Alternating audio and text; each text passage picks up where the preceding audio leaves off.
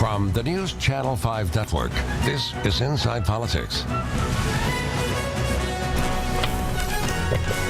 Hello, everyone. I'm News Channel 5's political analyst, Pat Nolan. Welcome to Inside Politics. 1 year ago, Nashville was deeply involved in a mayor's race selecting our city's new leader. First, there were 7 major, well-financed and well-qualified candidates who got the community engaged. Then came the hotly contested runoff race that resulted in Megan Barry becoming our city's first woman mayor. As Mayor Barry approaches her first anniversary in office, we've invited her to join us on Inside Politics this week to reflect on her 11-plus months in office and to look ahead at the challenges still before us.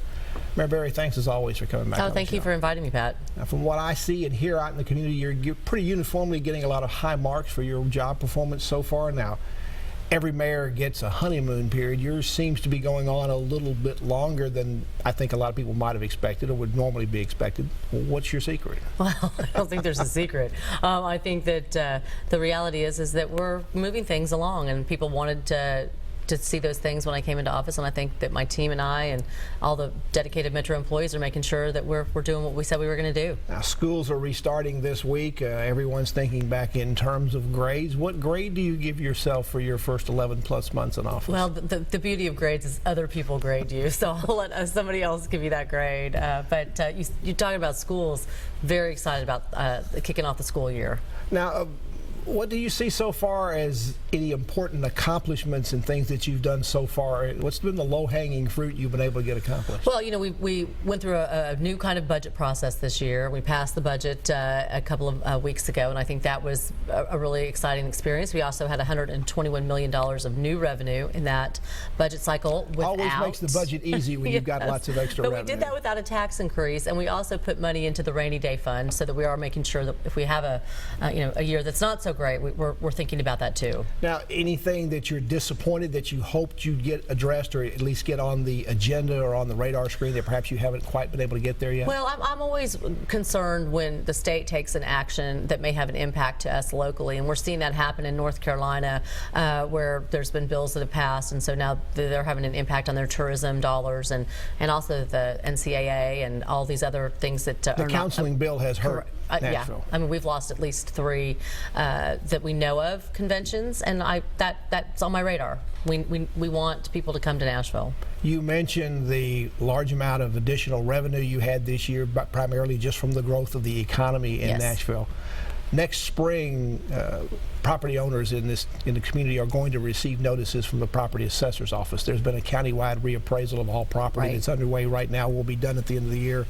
Those notices will start coming out, and people are going to find out over the last 5 years how much their property has increased in values, and I suspect there'll be a certain fairly large amount of sticker shock that's going to come in. You have a new property assessor who was elected in the election this week, Vivian Wilholt. She'll be taking office September 1st. Are you going to work with her?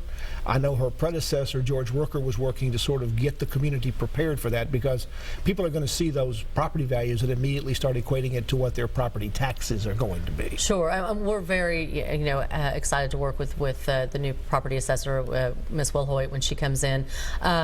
This is so critical to our community, and we're really focused right now on seniors and folks who are disabled to make sure that they can lock in their property tax rate now before that reassessment. So my team has been working with Charlie Cardwell and his team to get out there and make sure that seniors know that if you're at a certain income level, you can lock that in. For the average taxpayer, there's not any kind of relief like that, but for seniors and disabled, for seniors and the folks who are disabled, that absolutely.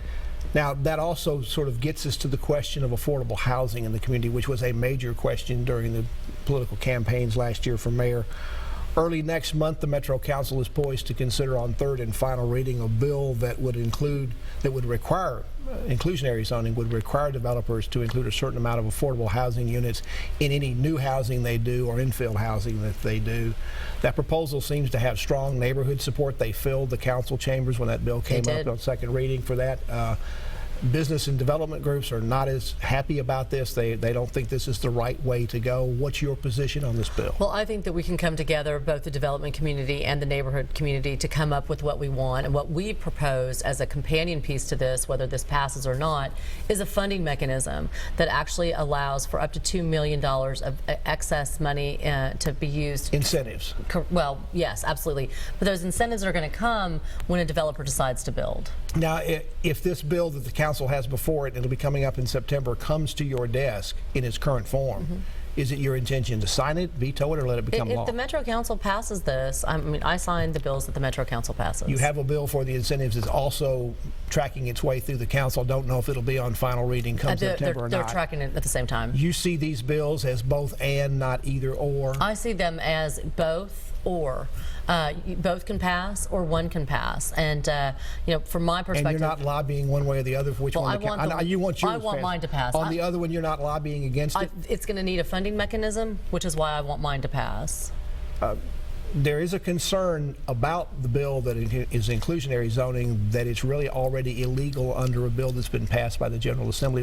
What is your legal department advising you? Is that bill likely to be illegal if it comes to your desk? We're concerned about that, which is why we proposed this other bill that would actually give the funding mechanism so that if developers want to take advantage of it, they can. You mentioned you'd like to get everybody together to work something out. Do you have some things that you'd like to talk to people about and get a dialogue going about making changes in the inclusionary zoning bill before it goes back to third reading at the council? There's an ad hoc committee that some of my staff participates in, and so that ad hoc committee is working together with all those players to move that forward. I mean, at the end of the day, affordable housing is critical for Nashville, and so I see my role as making sure that we have the mechanisms to incent developers and to pay for it. One sort of inside politics down in the weeds question, is the bill that's on council for inclusionary zoning allow for amendments to the bill on third and final reading, or would you have to roll back to second reading? No, zoning bills allow for amendments on third reading. So if you work something out, you could be able to do that. Yeah. Mayor Megan Barry is our guest on Inside Politics. We're looking back on just about her first full year in office. Back to continue our conversation with the mayor